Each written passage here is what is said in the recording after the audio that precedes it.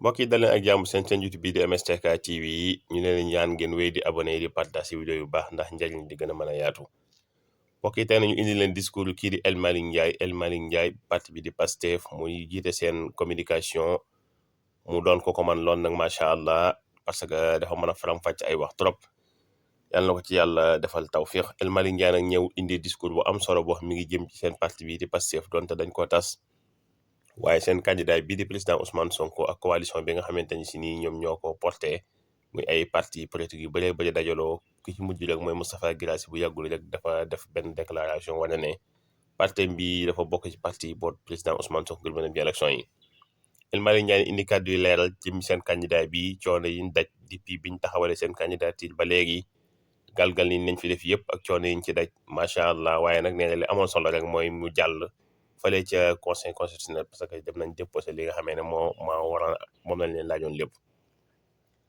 El Malick Ndiaye tekki leneen lu am solo neen seen candidature bi gisul lu koy tey jàll parce que liñ leen war a laaj ngir ñu mën a jàll lépp am nañ ko ba sax am nañ ci leneen loo xamante ni si nii sax luy gën a dëgëral seen candidature la mais bokk nañ ci liñ leen laaj. El Malick Ndiaye nag daal di leeral bu baax a baax li nga xam naqari na leen ci wàllu administration sénégalaise bi ak coono yi ñu ci daj yëpp waaye nag buñ ko bàyyee mu yaatal dana leer kon ñu mas a déglu El Malick Ndiaye. ay dafe ak dàmboot waxeesul lu ko ëpp dañuy door suñu kàddu rek ci jaale mouvement bi nga xam ne dafa bokk ci ñun jaale suñu bopp bi Macky Pastef ngeen xam ne seen secrétaire général ginnaaw bi mu jógee ci benn activité wu Macky Pastef doon ñibbi ca Kër Massar ay agresseur dañu ko dogaale ba mujj ci ñàkk bakkan kon nag li muy wund rek mooy force de l'ordre yi ñu war a utiliser pour sécuriser population yi fépp ci Sénégal dañ leen a dajale sàmm leen ci diggante administration yi ak tribunal bi ngir seen yëfi bopp waaye banlieue bi ñoo mérito présence forte bu force de l'ordre yi ngir mën a aar askan bu loolu wéyee nag yaakaar naa ne ci dépôt wu candidature bi di ci ñëpp wax mooy li am solo mooy Sénégalais yi xam ni wiiri wiiri jaari ndaali la ñu dooroon ginnaaw 2019 ba suñu jonni tey ca cëppaandaw ga mooy président Sonko day bokk li tax dinaa ci ñëw ndax soxlawul may defaat jeunesse bi ay def waaye succession wu échec bi nga xamante ne nii pouvoir bi am na ko te mu am ko ci ay dossiers yoo xam ne ñoom ñoo ni woon dossier diggante nit ak nit la maanaam dañ ne woon diggante Adji Sarr la ak Ousmane Sonko wala ba ci ko ne diggante Mame Mbaye la ak Ousmane Sonko waaye même avocat ya ñoo fa ne ba finalement mu nekk dossier wu agent judiciaire de l'État la muy firndeel nag mooy ca njëlbéen ga ba fii ñu toll lañ waxoon ca complot ba dara dañu ci dañoo nag ñëpp ba ñanki moo tax sañu ñoo taxaw di rangale ay defet ndax defet ba mu commencé ca wër àdduna bi yëpp ne daa siif yori arme menacé wala ba ko ne siiful yorul arme menacé wu dem inventé seen benn pen bu bees foofa la defet ba tàmbali ñëwati Ziguinchor duma leen duma yu métti ñëwati tribunal grande instance hors classe de Dakar dàbbali waaye avant boobu Sénat ci boppam gis ngeen ni mu ci taxaw waaye nag defet bi ci topp mooy ndetteerlu bi mooy dégg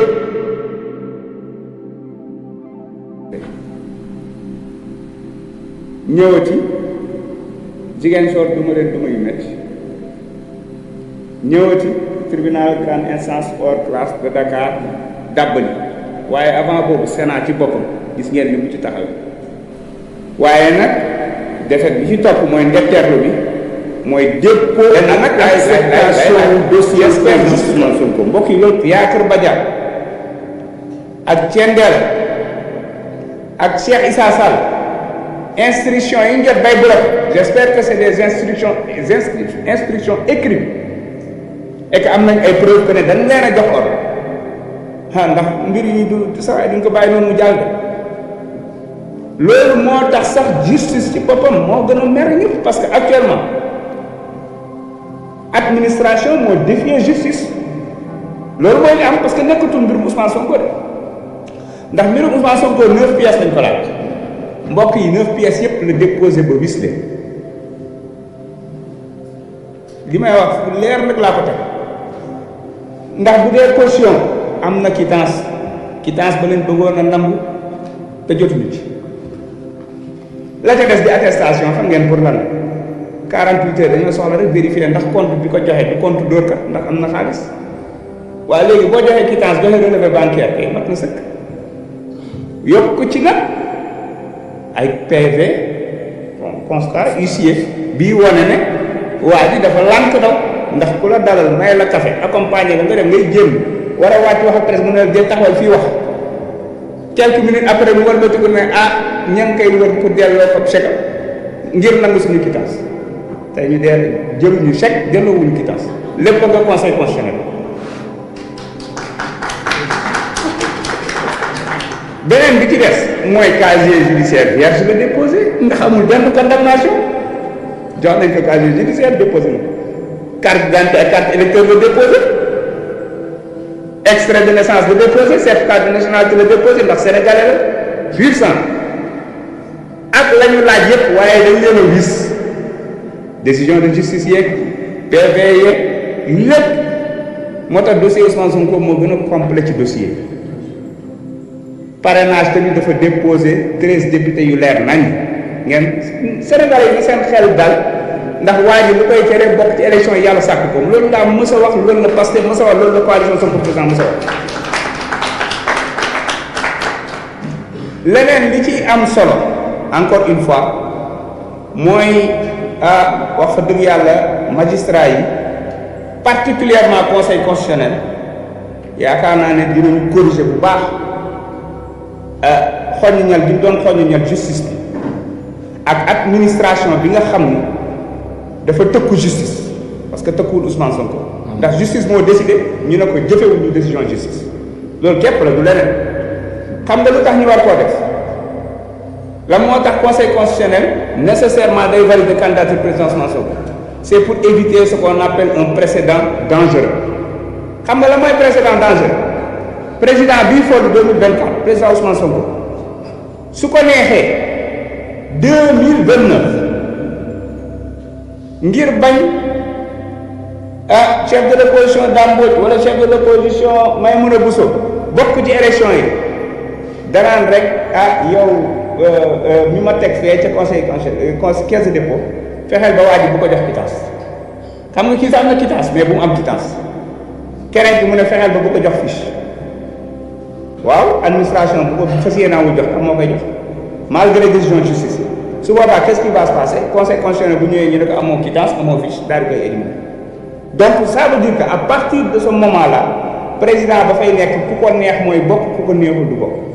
soxlaatul sax ay condamnation yooyu day xaar ba élection jot mu tànn ñu bëggul ñu bokk ne leen bu leen jox fiche bu leen jox quittance parce que tout simplement administration mooy ëpp doole justice loolu nag conseil constitutionnel du ko nangu c'est extrêmement important parce que conseil constitutionnel ñi ngi wax sax jurisprudence u Insa Sangaré mais dafa yegg parce que kooku amul woon si quittance mais dafa joxe preuve rek ne am na caution waaye président Sonko dafa am quittance en bonne et due forme loolu déjà dafa leer la ca des nag mooy même bu ko amul woon dañ naan défaillance u administration munul tegu ci kaw candidat bi parce que administration moo am défaillance mais cette fois-ci c'est à la fois une défaillance et une défiance dafa am défaillance ci ñàkk a dox normalement de manière autonome parce que administration bi def lii dañoo dépendre ci ministre bi dépendre ci ministre boo xam ne moom laay woowee le candidat de la servitude volontaire koo xam ne da nga fas yéenaa bokkatu ci ginnaaw gouvernement ba élection jot moo tax bi CNRA génnee seen communiqué bi ñu ne leen na leer de du ñu nangu mukk RTS wala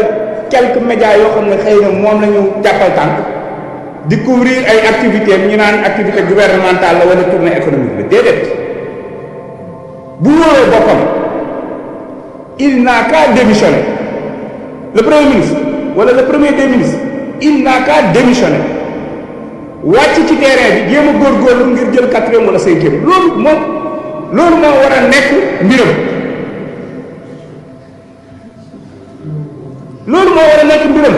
mais munoo làqatu ñu lay kuukul di la jàppale di la pouponné ba élection jot xanaa moom fas yéenewul démissionné donc loolu dañ koy wax mu leer que fii ñu jëm ni CNRA na tëddee ñaaxaanaay jarul ñuy génn communiqué te heureusement ba ñun suñuy activité incha allah balaa loola di jot ñun dinañ ko def ndax le 30 mu ngi ñëw la ca des nag mbokk yi mooy li jëm ci wàllum carte électeur yi président Ousmane Sonko yóbbante yi ñu yóbbante yépp dernière phrase mooy ngir yàlla wax leen sénégalais yi ñu dem jëli carte électeur yi moom bu amee lenn loo xam ne mooy yitteem parce que moom bokk élection am moom da koo féete ginnaaw moom loolu nekkatu sax di kii moom fi mu ne ban xeetu daan la war a daan gars yi balaa 12 heures loolu mooy préoccupation te loolu nag les milliers de cartes d'électeurs yi nga xam ne ñoo nekk ci préfecture yeeg yooyu di nelaw ngal la waaye sénégalais yi nañ dem jëli ko parce que nag mooy gën a rafetal victoire parce que taux de participation bi da ciy am solo li tax nag xëy na ñu bëri di xaar mooy le 30 xam naa su ma ñëwoon ne le 30 finalement dara xewul moom fi lañ mel du ma génn salle waaye mbokk yi le 30 top départ la président Ousmane Sonko mu ne le 30 le 30 c'est le top départ boo xam ne militant bu ne sympathisant bu ne wala sénégalais bu nekk na jàpp ne élection bi élection wam la na jàpp ne dafa warul rater le train de l'histoire na jàpp ne la ñu doon xeex tàmbalee ko ca ñoom Yacine Bouba ñoom Cheikh Omar Fouti yo ñoom maanaam ñëpp ñi nga xam ne jaar ci ak Cheikh Amadou Bamba ñëpp ñi nga xam ne xeex nañu ngir Sénégal moom boppam ñëpp ñi nga xam ne xeex nañu ngir Sénégal bokk ci réew yi gën ba yegsi ci ñoom Mamadou Dia ba yegsi ci ñoom Cheikh Anta Diop ma ne 2024 25 février incha allah ci la ñuy nekk ci aboutissement wu ñu ñoo ko déggandoo kàddu yi yaakaar te top départ bi Malick Ndiaye leeral na li nga xamante ci nii moo ko taxawoon a jub muy li jëm ci candidature président Ousmane Sonko parce que moom lañ dénk lii di wàllu communication kon jaari na loolu mu def ci communication leeral fan lañ ci toll ak naka lañ ci doxee waaye El Malick Ndiaye daal di ŋàññi bu baax a baax ki nga xam ne moo di premier ministre bu Sénégal muy monsieur Amadou Ba doon turam nee na li xew lépp moom da ci am responsabilité bu mag parce que administration sénégalaise bi ñu def lépp dañoo am benn ministère bu ñu aju ministère ba nga aju ma nga aju wàcc moom premier ministre nee na nag jaaxal na ko trop premier ministre boo xam ne si da nga nekk candidat ci élection présidentielle ba noppi nangu woo démissionné waaye ngay mbubboo li nga xam ne moo di gouvernement bu sénégalais ba noppi wane na yow candidat présidentiel nga nee na loolu yéenul maanaa nee na li gën a jekk te jaaju te rafet mooy dafa bëggul mu démissionné ci nga xam ne moom poste bi ñu ko dénk mu wàcc ci terrain bi daal di dem ci sénégalais yi daal di leen jaay li mu indi ak li mu mane waaye nag mënoo mbubboo li nga xam ne mooy gouvernement sénégalais ba noppi di wane ne yow candidat nga ci élection yi di ñëw loolu nag ñaanu na ko lool. leneen li nga xam ne dañu si nii leeral na ko tam am solo trop tama jàpp ne lu am solo la mooy conseil constitutionnel jaadu na ñu ratifier li nga xam ne administration sénégalaise def nañ ko parce que nee na ñoom dañ leen a lancer défi dañ leen a wane ne ñoom amuñ doole ñoom ñoo lañ ëpp doole te loolu nee na beneen président bu toog ci réew mi bu la neexee mën ngaa doxalee noonu mën ngaa fexe ba administration sénégalaise nga jël ko teg ko ci kaw justice décision de justice bu mën a wàcc administration sénégalaise duñ ko respecté te du mujj fenn parce que loolu président bi mooy nekk ci ginnaaw te nee na loolu leneen li ci dansé mooy président bu toog ginnaaw après 2024 ku la neex candidat bu la neex du bokk ci élection parce que da ngay taxaw fee ne CDC bu leen ko jox quittance nga taxaw fee ne Sénat bu leen ko jox li nga xamante ni si nii wala DCA bu leen jox seen fiche de parrainage duñ mën a jàll duñ mën a matal dépôt de fin de conseil constitutionnel nee na loolu nag dafa doon loo xam si président bi war a toogaa après 2024 da nga ko war a ratifié ba nga xamante ni si ni administration sénégalaise dañuy yam seen place lañ leen def loo ñu def ko yam ca justice bu wàccee ñu xam ne justice moo tiim ñëpp ci Sénégal décision de justice fu mu wàcce dañ ko war a respecté moo xam administration nga nekk wala da nga nekk ministère wala nga ak koo mën a doon décision de justice yi ñëpp dañoo war a mas respecté ko loolu nag nekk kàddu yu am solo trop ñu di ko ci jaajëfal waaye mbokk yi ñu ngi leen di jox dig daje beneen yoon ci beneen waxtaan waaye dinañ ñaan ngeen wéy di abonné bu baax a baax ci suñu seen YouTube bi MSTK TV ngeen di amee vidéo yi di ko partage bu baax ndax njëriñ li gën a mën a yaatu nañ jox dig daje beneen yoon ci beneen jàngat jaa ngeen jëf